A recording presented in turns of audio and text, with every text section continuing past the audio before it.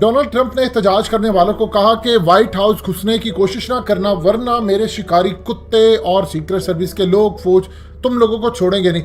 इस बयान ने मजीद तेल भड़काया और इस वक्त सूरत हाल ये पैदा होगी कि डोनाल्ड ट्रंप को बंकर्स में जाकर व्हाइट हाउस के छुपना पड़ा और सूरत हाल इतनी खराब होगी कि लोग व्हाइट हाउस की दीवारों पर चढ़ गए थे। डोनाल्ड ट्रंप इतने ज्यादा परेशान थे कि सीक्रेट सर्विस के एजेंट उनको अचानक फौरी तौर पर व्हाइट हाउस के बंकर्स में ले गए। ये बेसिकली एटमी बंकर है और इसके आगे से पूरे का पूरा आप कहीं भी जा सकते हैं। शहरों में रास्ता खुलता है, खुफिया बहुत ज्यादा यहाँ पर रास्ते खुलते हैं कि अगर हालात बहुत ज्यादा खराब होंगे तो व्हाइट हाउस या मोसाद के एजेंट्स डोनाल्ड ट्रंप को व्हाइट हाउस से उड़ाकर ले जाएंगे। यही सूरत हाल अब कुछ सामने आई है कि अचानक इनको बंकर में ले गए थे और बंकर्स के अंदर जाकर इनको छुपा दिया अंटिल के मामला कुछ वाइट ठंडा हुआ।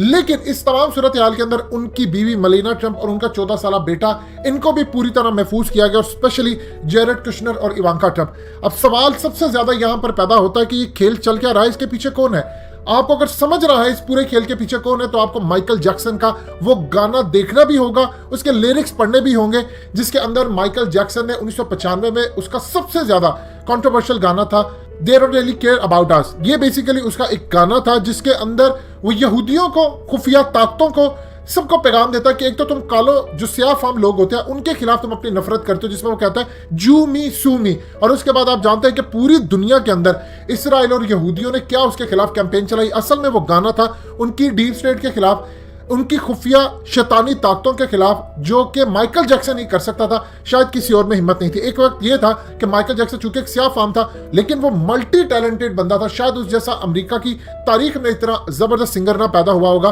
लेकिन उसके बाद सूरत हाल ये थी कि जब उसको सीक्रेट ताकतों ने अडॉप्ट करना था, उसको ऊपर लेकर आना था, क्योंकि ये क्या काम करते हैं, ये इन सिंगर्स को, इन सब लोगों को लेकर आते हैं, फिर उसके जरिए अपने सिंबल्स देते हैं, एक आंख के देते हैं, कभी दज्जालियों के देते हैं, कुछ भी करते हैं, ये आगे लेकर उनको चलते हैं और उसके बाद पूरी दुनिया की माइंड प्रोग्रामिंग करते हैं। लेकिन इनको गवारा नहीं था कि एक काले को वो इस लेवल पर लेकर आए या एक सियाह फार्म को लेकर आए, इसीलिए उन्होंने माइकल जैक्सन से फिर उसकी सर्जरियां करवाई, उसका रंग बदलवाया। लेकिन एक लेवल ये आया कि माइकल जैक्सन ने उनके खिलाफ बगावत कर दी और फिर एक आंख बनाकर उसने कितनी दफा जाकर अपने गाने के अंदर उन ताकतों के खिलाफ एक कैंपेन चलाई, आज वो नजर आती है। अब आज देख लीजिए, उसने जब उस वक्त भी कहा था कि इसराइली यहूदी इसके पीछे हैं, ये पूरी दुनिया का नक्शा बदलते हैं, एग्जैक्टली यही सूरत हाल है। वहां पर फौज डिप्लॉय हो गई, आपकी स्क्रीन पर तस्वीरें चल रही हैं, वहां पर जो उनकी फौज है वो इस वक्त पूरी रात ड्यूटी देकर किस तरह आराम करे उनको कुछ अंदाजा नहीं है। असल में जो आपको पूरे अमेरिका के अंदर सूरत हाल नजर आ रही है, ट्रंप का बंकर में चले जाना और छुप जाना कि वहां पर हालात खराब है, अमेरिका के अंदर ये प्लान बी है जो इन्हीं यहूदी ज़ायनिस्ट ने पूरी तरह खेल चलाया है। पहले इन्होंने लॉकडाउन करके पूरी दुनिया बर्बाद करना शुरू की,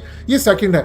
आपको ये जो बहुत सारे एहतजाज करने वाले हैं ये बिल्कुल ठीक है, यानी ये आम लोग, ऐसा नहीं कि प्लांटेड है, इनके अंदर खेल है। ये खेल कैसे शुरू होता है, शाम के अंदर एक वाकया पहले करवाया गया, चंद लोगों को बाहर लेकर आए, उसकी देखा देखी सारे आगे। आप ये देखें कि मिस्र में क्या हुआ, मिस्र में भी ये इन्होंने प्लान किया, इनको पूरी तरह इन्होंने पहले अरब ममालिक समेत दुनिया भर के अंदर ये मास्टर है इस चीज के। इन्होंने सूडान के अंदर भी ये काम किया, उसका सैक होने वाला हुक्मरान कहता रहा कि मुझे इसराइल ने कहा कि मेरे साथ ताल्लुकात बहाल कर लो, अगर नहीं करोगे तो छोड़ेंगे नहीं। उसके बाद क्या सूरत हाल हुई आप सबने देखा। इसी तरह अब ये काम कर रहे हैं, ये लेकर आते हैं लोगों को बाहर, एहतजाज करवाते हैं, उसके बाद आम लोग इसमें शामिल होते हैं और फिर चल सो चल पूरा एक खेल शुरू हो जाता है। असल में अमेरिका को बर्बाद करना असल मकसद है, अमेरिका को बर्बाद करना है और उसके बाद सुपर पावर की कुर्सी पर बैठना है, ये इनका असल प्लान है।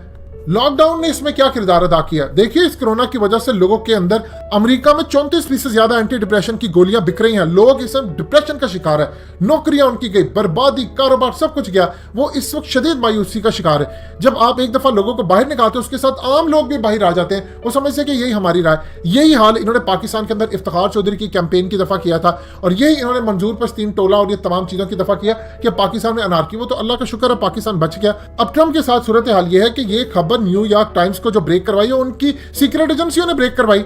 अब ट्रंप कुछ अरसे के बाद हो सकता है आकर के जी ऐसी कोई बात नहीं थी, लेकिन न्यूयॉर्क टाइम्स को खबर देने वाले उनके सीक्रेट एजेंट थे, वो इसलिए खबर दी ताकि ट्रंप का पूरी दुनिया के अंदर इमेज खराब हो। असल में कर कोई रहा है और डाल ये ट्रंप पर रहे हैं। और उसके बाद इन्होंने आपस में, चूंकि डीप स्टेट की लड़ाई है, पेंटागन की लड़ाई है, उनकी एस्टेब्लिशमेंट की आपस के अंदर लड़ाई है, तो इस तमाम सूरत हाल के अंदर ये खेल सामने आया कि इतने हालात खराब हो गए थे।